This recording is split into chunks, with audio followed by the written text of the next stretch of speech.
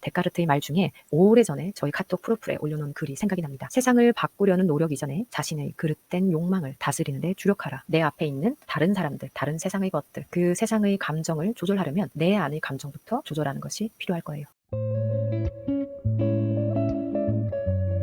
안녕하세요. 천천히 부드럽게 트라우마 아동상담사 마인드풀니스 트레이너 달팽이입니다. 아침에 기사를 하나 읽었는데요. 재밌게 정리가 되어 있어서 여러분들과 공유하려고 이렇게 또 영상을 켰습니다. 감성지능, 정서지능이 높은 아이로 어떻게 키우는가 부모님들의 아주 빈번한 질문이기도 하고 요즘 세대의 화두이기도 합니다. 정서지능, 이 부분이 굉장히 중요하게 이야기된 지 지금 10년, 20년도 더 된 것 같아요. 우리가 IQ라는 얘기를 하지 않고 정서지능이 더 중요하다라는 EQ라는 얘기를 시작한 지 20년도 훨씬 더 전인 것 같은데요. 오늘 제가 읽은 기사는요. 정서지능이 높은 아이로 키우는 부모가 절대 하지 않는 3가지 말들이 있다라는 내용이었어요. 하버드에서 훈련을 받은 신경 심리학자가 말하는 그 말들이 뭔지 한번 여러분들과 나누고요.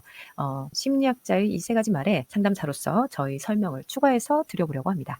정서지능이 높은 아이로 키우는 부모가 절대 하지 않는 3가지 말. 첫 번째, 너는 왜 이렇게 열의가 없니? 라는 말을 하지 않는다고 합니다. 스스로를 이끄는 동기부여 능력에 대해서 관심이 많으신 것 같아요. 우리 아이는 이런 걸 하고 싶어 하지 않아요. 우리 아이는 좋아하는 게 없어요. 우리 아이는 그 어느 것에도 관심이 없어요. 라는 질문을 정말 많이 받습니다. 그리고 제가 만나는 상담실에서의 아이들도요. 정말 열의가 없고 세상에 관심도 하나도 없어 보이는 아이들이 분명히 있어요. 그래서 그런 모습을 보면 저는 와, 정말 사는 거 힘들겠다. 얼마나 힘들까라는 마음이 먼저 일어납니다. 그냥 아무 것에도 관심이 없고 지루하고 따분하다면 야, 이 긴 시간을 대체 어떻게 버틸까라는 마음이 일어납니다. 우리의 두뇌에 대해서 심리학자는 이야기를 합니다. 아이들이 무언가를 할 수 없어서 힘들어할 때 이건 그 아이들이 그 행동을 잘하고 싶은 마음이 없어서 혹은 잘하고 싶지 않아서 잘하는 것에 관심이 없어서가 아니라 진짜 아주 심플하게 그냥 아이들이 할 수 없는 거다라는 거죠. 그래서 심리학자는 부모들의 기대랑 아이들의 현재 능력 사이에 단절이 일어나는 거다라고 얘기를 해요. 정서적으로 지능이 높은 반응은 아이의 능력이 어디에 있는지에 대해서 궁금해해야 한다는 겁니다. 자, 이 궁금해하는 자세, 제가 마인드풀니스 연습의 핵심이라고도 말씀드리고 있고 우리가 공감을 하고 아이를 바른 방향으로 이끌어야 하는 교육과 안내의 의무를 가진 모든 어른들에게 마법의 키로 정말 말씀을 많이 드린 게 바로 이 궁금함을 가지는 자세, 호기심입니다. 호기심에는 판단이나 비판이나 이런 평가가 없어요. 호기심은 그저 왜 이렇게 되는 걸까? 왜 그런지 궁금하다라는 방향이 있어요. 궁금한 마음은 바로 관심입니다. 그렇기 때문에 내 앞에 있는 사람에게 관심을 가지는 자세를 가지면 내 앞의 사람과 나는 연결될 수밖에 없어요. 그런데 너 도대체 왜 못하는 거니? 왜 안 하는 거니?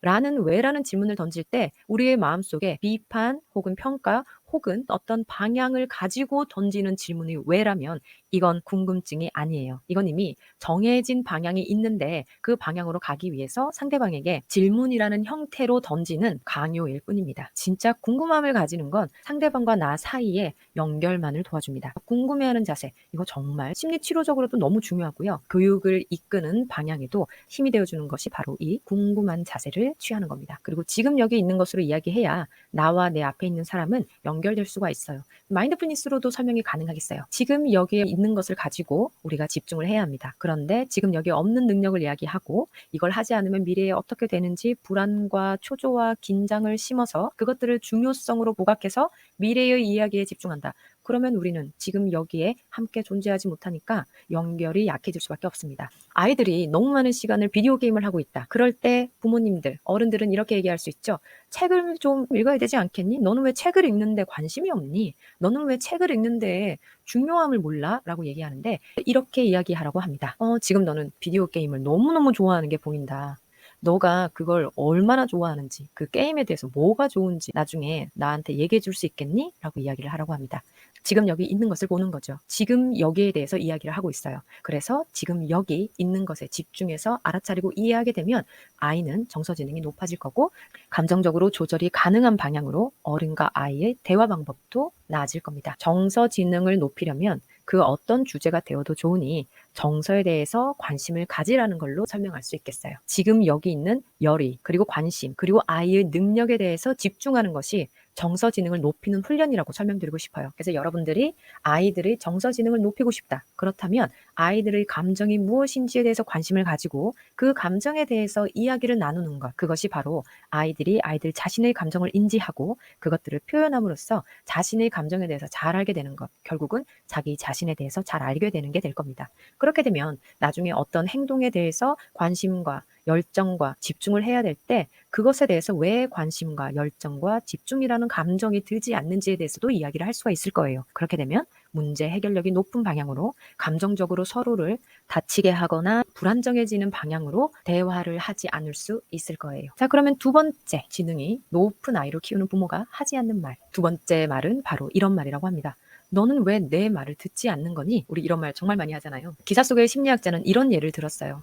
상담실에 와야 되는 아이가 있는데 상담실까지 차를 타고 와서 이제 차에서 내려서 상담실로 와야 되는데 도저히 차에서 내리지 못하는 아이. 그 아이를 보면서 부모가 대체 너는 왜 내 말을 듣지 않는 거니? 라고 얘기를 했다는 겁니다. 그래서 이 심리학자는 아이에게 질문을 했고 아이가 차에서 내리지 못한 이유는 바로 심리학자의 상담실 옆에서 들려오는 그 음악이 굉장히 자신을 불편하게 만든다는 걸 알게 됐죠. 그래서 이 아이에게 귀마개를 하나 주고 바로 차에서 내리는 것이 쉽게 해결이 되었습니다. 이런 경우를 심리학자는 이야기하고 있어요. 우리는 아이들이 진짜로 원하는 것이 무엇인지를 듣지 못하고 있다. 그것이 현실적인 문제가 되고 있다라고 얘기합니다. 아이들의 두뇌는 언제나 자율성과 연결되어 있고 자신의 정체성, 자기 자신의 모습대로 자기가 살고 있는 세상을 탐험하고 싶어하는 욕구가 있다라고 설명합니다. 아이들은 아이들 주변의 어른, 부모나 사랑하는 사람들이 가지는 그들의 기대나 신념의 기준에서 자신의 세상을 탐험하고 싶어하지 않는다고 이야기를 해요. 결국 어른이 원하는 이유로 차에서 내리는 것이 아니라 내 몸이 왜 차에서 내리는 것을 못하는지 그것을 탐험하고 차에서 내리기 위한 방법을 찾던지 차에서 내리지 않고 할 수 있는 방법을 찾고 싶다는 얘기로 설명이 될 것 같아요. 아이와 어떤 행동이나 어떤 사실에 대해서 합의점을 찾지 못했을 때 그때 이렇게 이야기를 하라고 하죠. 내가 네 이야기를 들었니? 라고 질문하라고 적혀 있습니다. 제가 설명하자면 아마 이런 식으로 말씀하시면 좋을 것 같아요. 혹시 내가 너한테서 듣지 못한 게 있니? 혹시 너가 말했는데 내가 못 들은 게 있니? 혹시 내가 놓친 게 있어? 혹시 내가 알아야 되는데 내가 모르는 게 있거나 내가 물어보지 않은 게 있니? 라고 말씀하시는 것이 아이와 연결하는데 정말 도움이 되고요. 그리고 아이의 요구를 알 수 있습니다. 진짜 여기에 있는 문제를 해결할 수 있는 방향이기도 해요. 지금 어떤 현상이 원하는 방향으로 이루어지지 않고 있다면 거기에 관여하는 건 언제나 우리의 생각, 우리의 감정인 마음, 그리고 우리의 몸의 기능이 있다라는 것. 제가 언제나 말씀드리는 우리는 머리, 가슴, 배, 몸으로 이루어진 생명체다라는 말씀 정말 많이 드리잖아요. 그런데 그 세 가지 중에서 제가 방향을 설명드릴 때 항상 조언해 드렸던 것이 바로 그 몸을 먼저 체크하시고 그 다음에 마음, 감정에 대해서 물어봐 주시고 그리고 어떤 생각 때문에 못하는지 물어봐 주는 방향. 그 방향이 언제나 도움이 될 거라고 말씀드리고 있어요. 지금 여기에서는 몸에 대해서 알아낸 경우죠. 너는 왜 내 말을 듣지 않니? 라고 말하기 이전에 내가 혹시 너의 말을 듣지 않은 게 있니? 라는 시선의 관점의 변화가 아이와 우리 어른들의 관계를 좋아지게 만들어주고 문제를 해결하는데 좀 더 쉬운 방향으로 갈 수가 있을 거예요. 아이들이 고분고분 말을 잘 듣기를 목적에 두지 않는다고 합니다. 아이들과 연결에 집중하라는 말이 적혀 있어요. 제가 언제나 강조드리는 관계성을 이야기하고 있어서 정말 좋았습니다. 관계성이에요. 관계하는 두 사람이 기억과 추억에 대한 그런 감각적인 느낌의 기억을 중시하시라고 언제나 말씀드리잖아요. 평생을 따라다니는 그 정서 기억이 굉장히 중요합니다. 어른들이 아이들에게 관심이 있다는 것, 아이들의 마음을 알고 싶어 한다는 것, 아이들의 이야기를 듣고 싶어 한다는 것을 잘 알 필요가 있어요. 자신에게 대해서 관심을 가지고 자신의 말을 잘 들어주는 사람에게 아이들은 똑같이 배운 대로 똑같은 방향을 상대방에게 연습하고 행동하고 그대로 살아갈 수가 있습니다.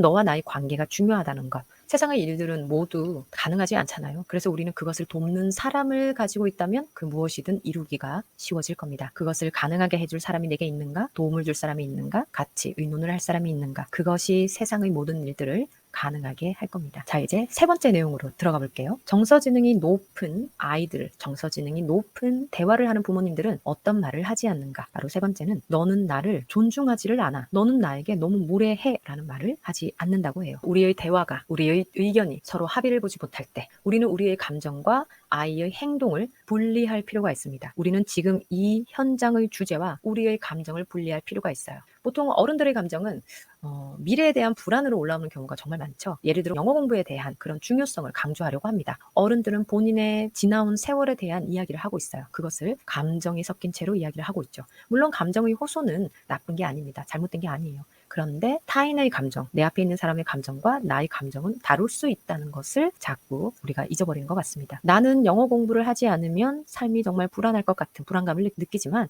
내 앞에 있는 사람은 그 불안감이 무엇인지 몰라요. 그래서 그 불안감을 이해할 수가 없죠. 그런데 이해하지 못한다는 것이 상대방을 존중하지 않는다는 건 아니거든요. 그런데 우리 어른들은 내가 이렇게 설명을 했는데도 너가 그거의 중요성을 깨닫지를 못한다고? 너 내 말을 무시하는 거니? 혹은 내 말을 이해 못한다는 게 말이 되니? 내 말을 이해 못한다는 게 나는 너무 답답해 라는 나의 감정을 계속 상대방에게 이야기하고 있습니다. 그러면 상대방은 더욱더 힘들어지죠. 모르는 걸 왜 내가 모르는 게 왜 이렇게 잘못이지? 혼란스럽게 쉬워요. 우리는 주제에 대해서 이야기를 해야 합니다. 그 공부가 어려운지 재미가 있는지 없는지 할 수 없는 이유에 대해서 말해야 하고요. 이 공부에 대한 나의 감정을 이야기했다면 이 공부에 대한 너의 감정도 물어봐 주어야 합니다. 우리가 해야 되는 건 자신의 감정은 자신이 책임져야 돼요. 아이들은 그 책임지는 과정을 할 수가 없습니다. 그래서 아이 주변의 어른들이 대신 그 감정을 함께 소화시키고 처리해 주면서 그 아이를 교육시키고 있는 중이에요. 함께 하면서 경험함으로써 아이들이 배워나가는 거죠. 하지만 우리는 어른이에요. 우리는 우리의 감정을 책임져야 할 의무가 있는 어른입니다.